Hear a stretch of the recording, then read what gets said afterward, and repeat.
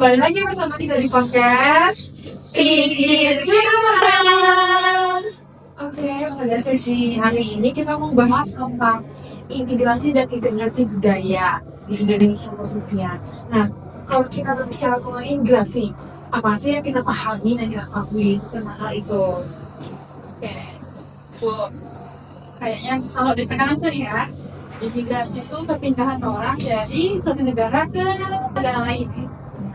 Nah, kalau di Indonesia itu banyak kalian beberapa kebanyakan ya mayoritas mungkin etnis Tionghoa. Iya. Dan ada juga beberapa mungkin beberapa konfliknya dari Prancis. Tapi yang paling besar emang etnis Tionghoa ini. Karena dia tuh awal masuknya tuh gimana ya? Kayak proses masuknya tuh agak berlebihan. Mereka masuk dari abad ke 9.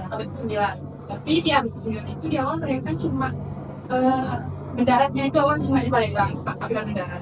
Terus mereka itu berdagang dari tempat. Nah, dari tempatnya ini tuh di Pulau Jawa. Tapi ya di sana mereka memang cuma sekedar jadi penempah, nggak yang ada penentang atau berdagang gitu. Terus di abad ke sekitar abad 12 baru mereka ke Nusantara dengan tujuan berdagang itu. Bertujuan berdagang itu, dan dari berdagang itu mereka ngerasa mereka tuh meraup untungan yang banyak gitu kan.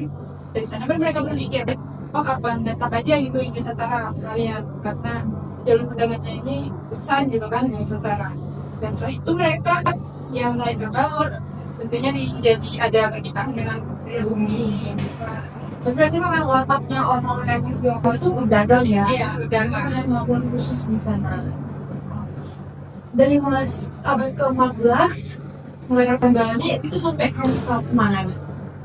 Kalau di abad 14 itu baru mereka ke jalur-jalur perdagangan aja, yang jalur perdagangan besar di Nusantara kayak ke Kalimantan, ya Sulawesi, di Jawa juga ya kan, daerah-daerah seperti itu.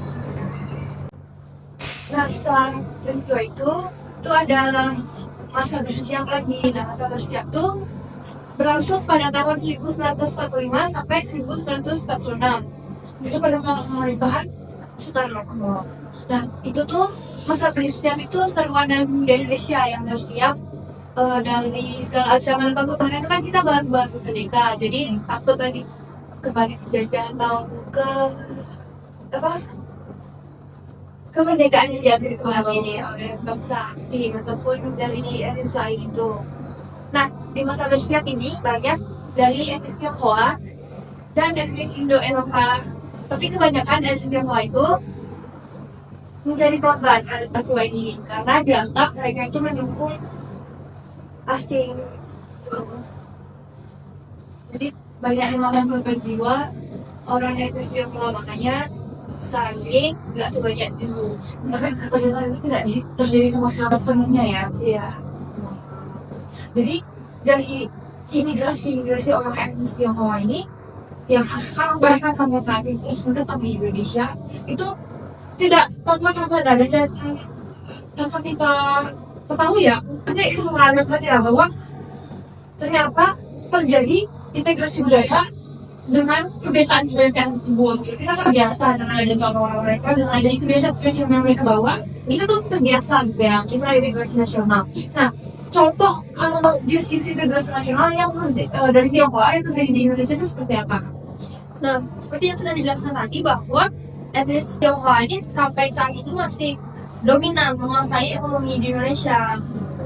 Nah, ada beberapa alasan mereka awalnya datang ke sini itu karena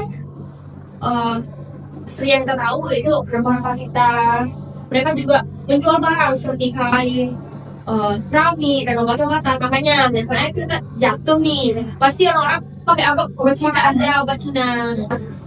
Terus juga etnis Tionghoa ini mengalami suatu tekanan sosial dan ekonomi pada masa dinasti Tang dan juga Tang dan Song, sehingga mereka mau nggak mau harus memperbaiki hal tersebut, dan dilihatnya Nusantara itu berpotensi besar karena memiliki kekayaan alam yang berlimpah.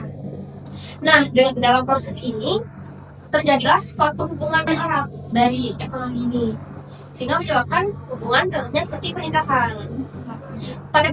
Pada beberapa kasus itu perkawinan bangsa etnis Tionghoa dengan pribumi itu untuk bangsa etnis Tionghoa ini agar dapat cepat beradaptasi dengan masyarakat sekitarnya, karena dari beberapa kasus juga etnis Tionghoa yang menikah dengan pribumi itu lebih diterima di masyarakat. Jadi pernikahan itu dijadikan mereka sebagai agen.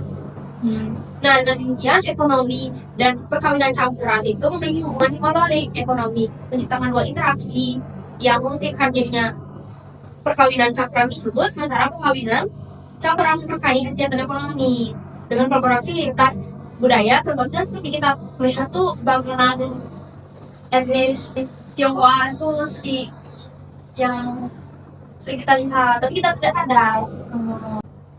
Ya kayak yang kita lihat tadi, ada contoh pencampuran budaya dari bangunan itu juga ada. Itu contohnya banyak bangunan tuh sekarang pakai atap yang melengkung kayak di kelenteng itu kan. Nah, itu juga pencampuran budaya dari Cina atau etnis Tionghoa.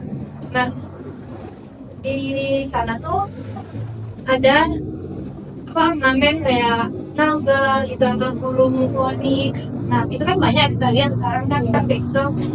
Terus salah satu contoh nyatanya tuh kayak ada di Semarang namanya Lenteng Sampekong. Itu tuh dia menggabungkan budaya Jawa sama Tionghoa di bangunan itu.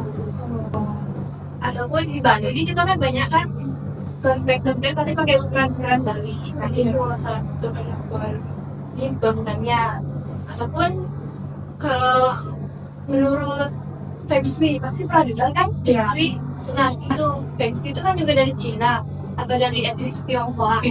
Tapi masyarakat kita tuh banyak yang percaya atau ngikutin Feng Shui itu mirip konsepnya kalau di Bali sama Star.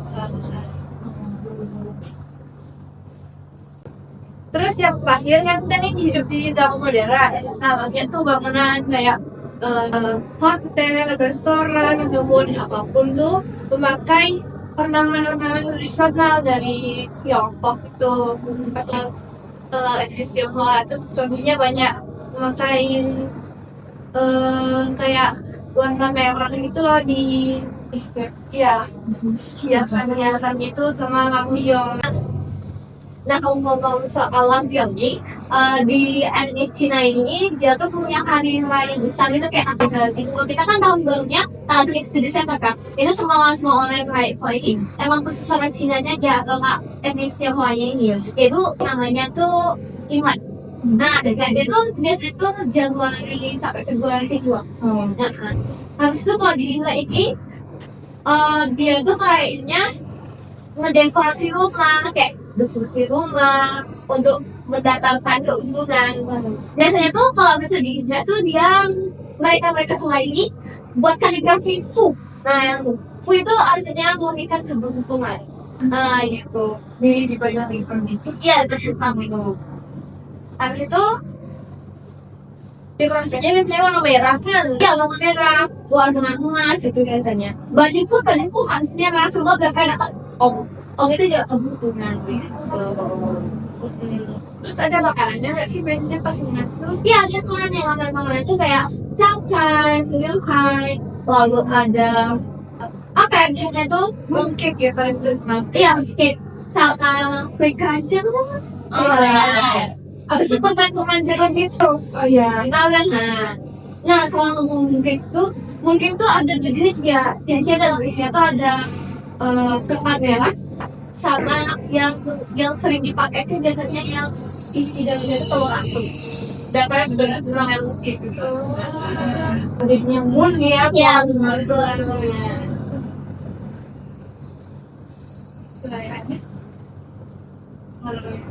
Oh malamnya. Biasanya tuh malam perayaan yang digunakan itu dia tuh bagi-bagiin angpao. Dia kan kumpul nih sekarang kalau mereka kumpul ngobrol-ngobrol biasanya menambah kegiatan mereka.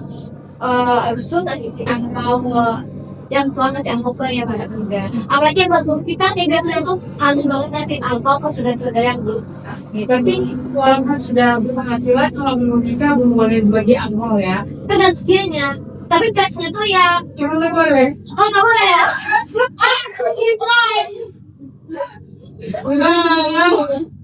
Oh nggak dulu ya? Berarti itu nggak bisa bilang, oh iya, dia yang nggak boleh harus nikah. Nah jadinya sih, iya, Iya. aku kan kerja dulu ya. Oh berarti yang bagi-bagi angpau itu walaupun mereka sudah penghasilan, kalau belum menikah berarti nggak boleh ya? Iya belum boleh.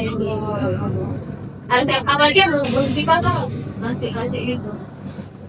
Biasanya mereka tuh kalau sama hampir sama mungkin ya dengan kita yang kan baru tuh pasti ke rumah ya open house gitu. Ya biasanya tuh di hari-harinya katanya itu. Ya, di box Mereka ya. sushi itu dan mereka ke saudara-saudara kerabat untuk bersilaturahmi. Habis itu sampai nanti Tambah apa lagi gitu. Tapi kalau itu nggak harus Cina ya. harus Misalnya kita punya kerabat Estival gitu. Kalau kita bingung kita boleh ke sana juga. boleh. Untuk sama yang bersama mereka. Cuma kayak udah Iya, yang banyak. kayak open house gitu. Di itu ada investasi barang saya juga. Ya, Bukan. ya barang saya nanti barang saya itu barang saya sama Leo biasanya. Leo sama Leo gitu. Mereka bakal ngasih antara uang atau nggak mereka apa kalau dalam grup cina gitu atau nggak barang saya gitu. Seru ya kayak kita nonton bareng saya. Iya. Dan barang saya itu kalau misalnya sampai sekarang juga barang yang narikin barang saya itu tetap orang tua juga bisa orang pribadi juga sekarang. Berarti belajar budaya Iya, betul. ini terus budaya terjadi Iya. ya. Betul. Nah, ngomong-ngomong nih selain Imlek yang disebutin tadi tuh ada juga dari Jawa ini punya wayang. Nah, wayang ini disebutnya wayang Moteki gitu. Kalau yang saya tahu wayang itu dari Jawa ya. Iya kan tuh semua ada gitu. Iya. Tapi sebenarnya itu berasal dari etnis Tionghoa yang kalau di Nusantara ini tuh gimana ya? Ya tuh ceritanya tuh diubah gitu loh. Lebih ke diubah di ceritanya dan ceritanya jadi ke cerita lokal kayak legenda-legenda. Iya. Misalkan kalau di Jawa itu ada apa ya wayang namanya Pandawa. Iya. Nah, itu tuh termasuk wayang lokal. Tapi tuh dia awalnya kita dari etnis Tionghoa gitu. Oh, berarti yang kita dirinya tuh sebenarnya ide apa asal ulamanya dari Tionghoa. Iya, dari Tionghoa. Cuman ceritanya dan karakternya yang ganti-ganti ke Nusantara gitu. Berarti kayak kita apa menerapkan budaya mereka tapi tetap pakai budaya kita. Iya. Itu adaptasi ya. Wah. Jadi itulah ya apa integrasi budaya Tionghoa yang ada di Indonesia ini. Wah ternyata kalau kita dengar perjalanan ini banyak sekali ya pengaruh-pengaruh atau integrasi budaya dari Tionghoa yang kita ambil di Indonesia ini. Bahkan kalian lihat seperti wayang ini saya kira ya wayang itu dari Jawa saya dari Tionghoa.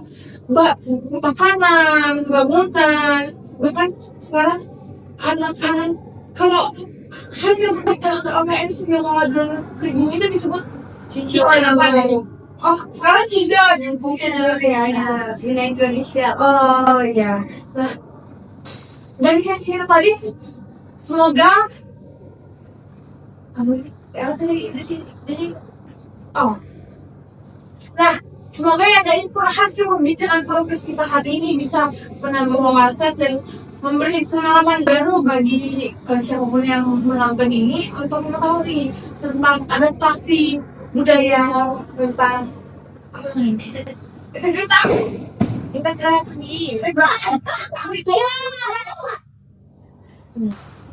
Nah, semoga dari sesi podcast kita hari ini tentang integritas budaya dan imigrasi itu bisa menambah wawasan dan memberi pengalaman baru bagi pendengarnya dan penontonnya yang ada di sini.